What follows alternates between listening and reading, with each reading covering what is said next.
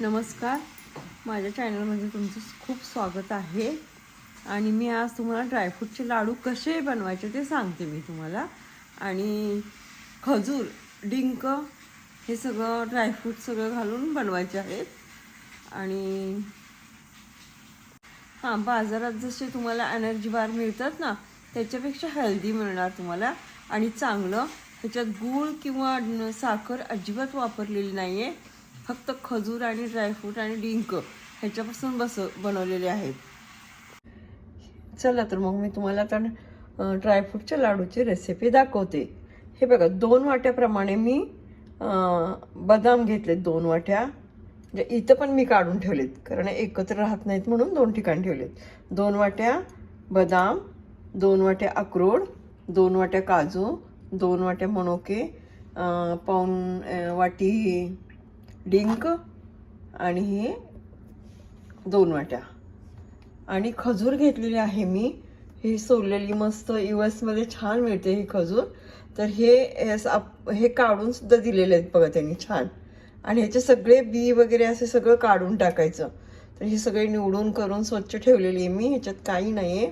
तर हे बघा 650-650 ग्राम आहे, म्हणजे 1300 ग्राम खजूर आहे, म्हणजे 1 किलो 20 ग्राम खजूर आहे. आणि हे सगळे 2-2 वाट्यांचेच प्रमाण आहे. मी हे वाट्यांमध्ये बसत आहे म्हणून हे एक्स्ट्रा काढून ठेवलेलं आहे. हे 2 वाट्याच आहेत सगळे, 2 वाट्याचे प्रमाण. आणि इथं मी 4 वाटे नारळाचं हे भाजायला ठेवलेलं आहे. हे खीस 4 वाटे, 2-2 ह्याला 4 वाटे नारळाचं खीस टाकलेलं आहे. हे खोबरं टाकलेलं आहे खीस. मी हे खोबरं गुलाबी कलरवर भाजत आहे. 4 वाट्या खोबरं टाकलेलं. आणि हे तूप आहे, तूप पण आपल्याला लागणार आहे हे सगळे ड्रायफ्रूट भाजताना. आणि ह्याच्यात गूळ किंवा साखर हे अजिबात प्रमाण नाही आहे. हे डायबिटीजच्या लोकांना पण खाण्यासाठी आहेत, हे सगळ्यांसाठी आहेत. आणि हे प्रमाण खूप आणि बरोबर आणि परफेक्ट आहे. आणि हे खसखस पण ह्या चमच्याने 2 चमचा खसखस घेतलेले आहे मी.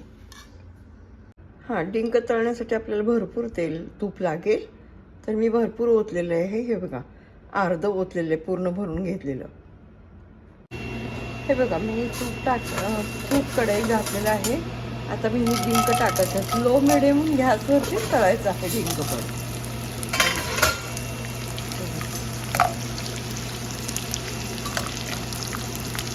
असं फुलायला पाहिजे डिंक.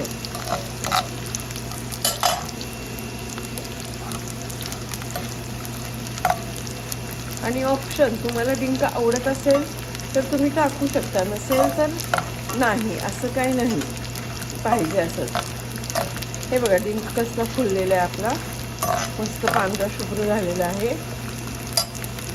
हे बघा, अशा प्रमाणे हे आता माझे काजू तळून झालेत तुपामध्ये. हे बघा, असे सगळेच एक एक प्रकार तळून घ्यायचे. आता हे बदाम पण असे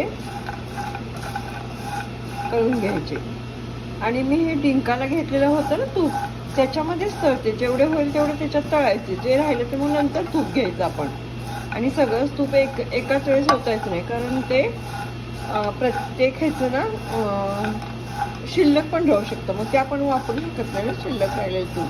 तर आपण व्यवस्थित हे बघा, आता मी दुसरं तूप घेऊन परत हिला तळायला सुरुवात केलेली आहे. लो मिडियम गॅसवरच तळायचं. अजिबात मोठा गॅस करायचा नाही, कारण भाजायला पण छान येतं ना.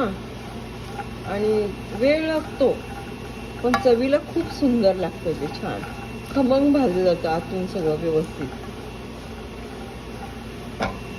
मग भाजते मी, तळते, म्हणजे तुपावरतीच. थोडं आता नंतर तूप टाकून मी भाजते सगळं. आणि असंच छान लो मिडियम गॅसवरतीच भाजायचं.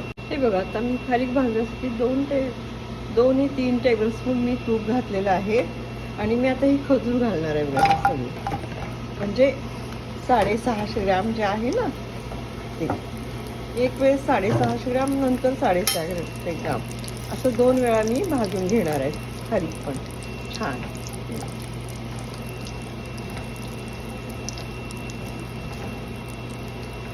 लो मिडियम गॅसवरती भाजायचं सगळं. काजू पूड आहे, पूड केलेली आहे. सगळे असे भरड भरडच करायचे, सगळ्या पूड भरड भरडच केलेत आणि मिक्स करत राहिले मी लगेचच. आहे डिंक, हा पण भरडच ठेवलेला आहे मी. हे खजूरची पूड मी अशी करून घेतलेली आहे.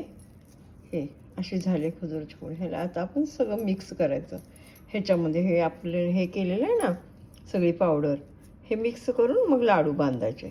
आता मी मिक्स करते, तुम्हाला दाखवते. मिक्स केले की मग लाडू बांधू आपण. मी लाडू आता तयार केलेत सगळे आणि असे छोटे छोटे बांधलेत. मस्त तुम्हाला जसे पाहिजे तसे बांधू शकता. आणि ही 2 महिने सुद्धा लाडू टिकू शकतात. आणि वरती फ्रीजमध्ये ठेवायची पण गरज नाहीये. आणि दररोज एक लाडू खायचा आणि निरोगी राहायचं.